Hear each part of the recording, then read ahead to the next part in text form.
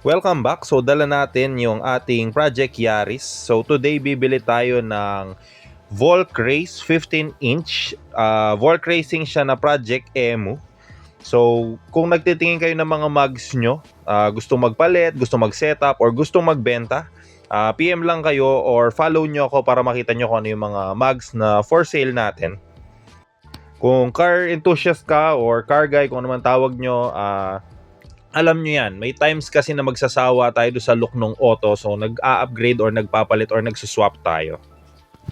Iingat din pala kayo sa pagbili ng mga mags, so hindi basta-basta na bibili na lang kayo or magtitiwala dahil may kakilala yung binibilihan nyo or kakilala nyo, kagrupo nyo, kasi naging biktima na ako ng ganyan. Actually, natigil ako kasi naging biktima nga ako. Tago na lang natin siya sa pangalang Keanu.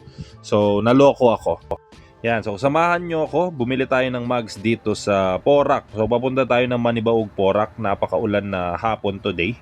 Pero okay naman kasi itong ating Toyota Yaris, isa tong Gen 2 na Yaris. Yung mga sinisetup nila ng RS1, RS2.